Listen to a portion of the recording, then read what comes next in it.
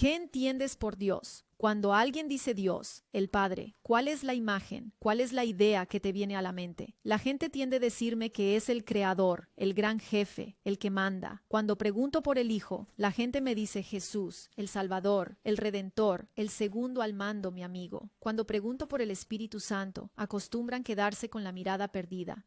Luego dicen con un poco de vacilación, el Espíritu de Dios, como un sentimiento o una fuerza o mi consciente. Las cosas se complican un poco más cuando pregunto por la Trinidad, también conocida como la divinidad. ¿Cree que hay tres seres completamente separados o que son un solo ser que puede adoptar la forma y el papel de los demás? La respuesta varía mucho. El estudio de hoy trata sobre Dios. No nos convertiremos en expertos en Dios. No creo que sea posible para nadie serlo, pero estudiaremos lo que revelan las Escrituras sobre Dios.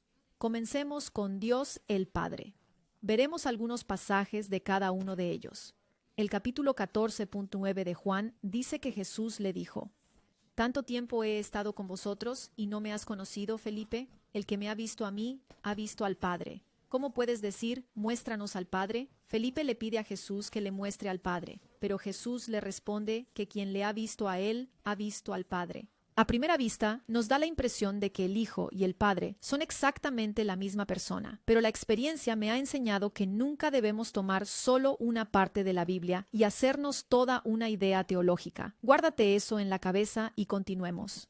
En segundo lugar, este pasaje también nos dice que el Padre y el Hijo tienen personalidades y caracteres similares, hasta el punto de que quien ve al Hijo ha visto al Padre. En el Salmo 104:27 dice que todos esperan en ti para que les des su alimento a su tiempo. Este pasaje describe cómo nuestra creación espera en el Señor para su sustento. Es Dios Padre quien mantiene en marcha todo este sistema: el sol que sale cada día, la lluvia que cae, las plantas que crecen y todo el ciclo de la vida. En Deuteronomio 4:35, a vosotros os fue mostrado para que supieseis que el Señor, Él es Dios. No hay otro fuera de Él. Aquí de nuevo, tenemos otro indicio de que Dios es solo uno. No hay otro. Ahora mantengamos a Dios el Hijo por ahora, ya que necesitaremos enfocarnos en él un poco más, así que volveremos ahí. Veamos ahora al Espíritu Santo. Sam 23:2 dice: «El Espíritu del Señor habló por mí y su palabra estaba en mi lengua». El Espíritu Santo es el que inspira al pueblo de Dios. Juan 14:16 dice: «Le pediré al Padre y Él os dará otro ayudante que esté con vosotros para siempre». El Espíritu Santo es nuestro ayudante. Juan 14:26 nos dice que Él es nuestro Maestro que nos ayudará a recordar todas las cosas que Jesús nos dice en su palabra. En 1 Corintios 12:7 aprendimos que es el Espíritu Santo quien nos da diferentes dones de sabiduría, conocimiento, fe, don de sanidades, milagros, profecía y así sobre. Lo que me parece interesante es que en Isaías 63:10 es uno de los pasajes que nos da el tipo de características, descripción del Espíritu Santo, que se distingue de la idea de que el Espíritu Santo no es más que una forma inconsciente, una fuerza inconsciente. Dice que podemos contristar al Espíritu Santo. Con todos estos pasajes aprendimos que el Espíritu Santo es el que nos inspira, es nuestro ayudante, nuestro maestro, el que está aquí con nosotros ahora mismo, el que nos da diferentes dones. Y no es solo una fuerza como en la Star Wars, es la tercera persona de la Trinidad. Ahora veamos al Hijo. Esta parte que leeremos es más despacio, analizando cada parte. Juan 1:1 dice: en el principio era el Verbo, y el Verbo era con Dios, y el Verbo era Dios. Aquí Juan utiliza un lenguaje que era familiar a su audiencia de entonces, pero muy desconocido para nosotros hoy. Logos es una palabra griega que traducimos por verbo. Era la mejor traducción al español que pudimos encontrar, pero no explica completamente lo asombroso de lo que esta palabra realmente significa. Pero antes de ir allí, entendamos quién es el Verbo. Siempre debemos permitir que la Biblia se explique a sí misma tanto como sea posible. De lo contrario, la interpretación humana puede ser peligrosa. Antes de continuar con los versículos 1 al 3, vayamos a Juan 1:14 y dice: «De este pasaje se desprende claramente que el Verbo es Jesús, y aquel Verbo fue hecho carne y habitó entre nosotros». Ahora continuemos leyendo Juan 1 del 1 al 3, pero entendiendo ahora que el Verbo es Jesús. «Así que en el principio era el Verbo Jesús, y el Verbo estaba con Dios, y el Verbo era también Dios». Él, Jesús, estaba en el principio con Dios. Lo repite. Todas las cosas llegaron a existir por medio de Él. Esto es muy importante. El Él aquí sigue siendo Jesús. Y aparte de Él, nada de lo que llegó a existir ha llegado a existir. ¿Lo captas? No solo esta parte nos está mostrando dos seres separados, sino que también está diciendo que el creador de todas las cosas es en realidad Jesús. Para algunas personas esto es chocante. La mayoría cree que el Padre es el creador.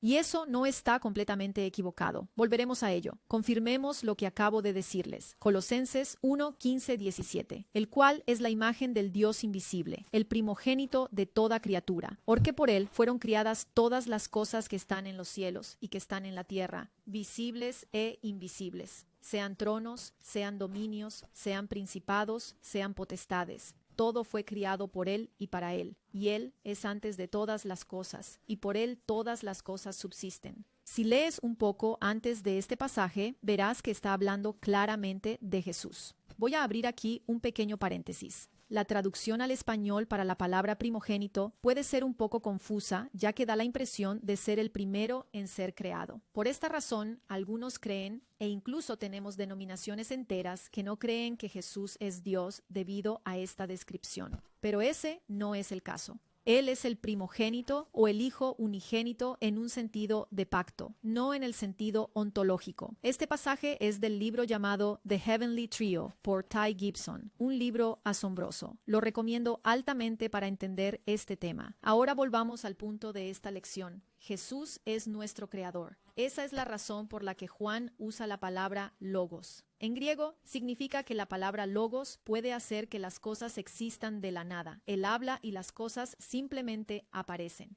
Pero como dije antes, no está mal decir que el Padre es también el Creador. Y he aquí por qué. Entremos en la Trinidad y entiendan. 1 Juan 5, 5, 8. ¿Quién es el que vence al mundo? El que cree que Jesús es el Hijo de Dios. Este es el que vino con agua y sangre, Jesucristo. No con el agua solamente, sino con el agua y con la sangre. Es el Espíritu el que da testimonio, porque el Espíritu es la verdad. Porque tres son los que dan testimonio: el Espíritu, el agua y la sangre. Y los tres están de acuerdo.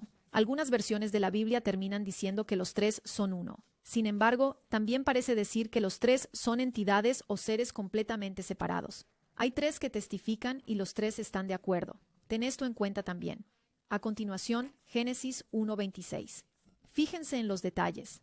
Entonces dijo Dios: hagamos al hombre a nuestra imagen, conforme a nuestra semejanza. Voy a repetirlo. Hagamos al hombre a nuestra imagen y semejanza. ¿Te has fijado en el plural? Si Dios es uno, ¿a quién se dirige? Hay una idea teológica por ahí porque no pueden aceptar que Dios sea más de uno. Y puedo entender completamente por qué. Pero ellos creen que Dios estaba hablando con los ángeles. Para mí eso es muy problemático y por varias razones. Primero, estaríamos hechos también a imagen de los seres creados. Segundo, ¿significaría eso que Lucifer y los ángeles caídos podrían procrear? En Mateo 22:30, Jesús parece estar diciendo que los ángeles no pueden procrear. Creo que Jesús estaba hablando con el Padre y el Espíritu Santo. Y aquí es donde digo que no es incorrecto decir que el Padre y el Espíritu Santo son creadores también, pues ellos estaban todos juntos. Pero el que hizo la acción de decir, y sea la luz, y fue la luz, o moldeo nuestros cuerpos de arcilla, en realidad fue Jesús.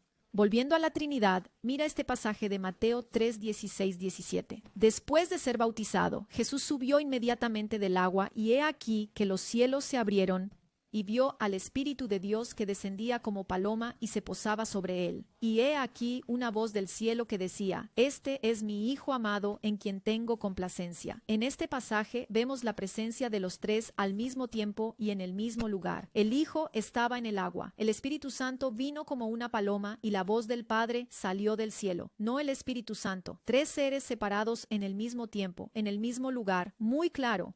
Ese es nuestro Dios. Para resumir todo este estudio, creo que la Trinidad o la divinidad son tres seres completamente separados, pero una sola esencia. No sé cómo explicarlo, pero funcionan en completa armonía y unión de propósito e intención. Por esta razón, Jesús dice que si me han visto a mí, han visto al Padre. Ellos eligen tener funciones diferentes, aunque sé que pueden cumplir la función del otro en cualquier momento que lo decidan. El Padre es nuestro mantenedor, el Hijo es nuestro creador y redentor e intercesor. El Espíritu Santo es nuestro guía o consuelo. Está presente con nosotros en este momento. No hay jerarquía como si el Padre fuera superior al Hijo y el Hijo superior al Espíritu Santo, pero ellos eligen someterse el uno al otro y glorificarse el uno al otro. Son iguales en todo.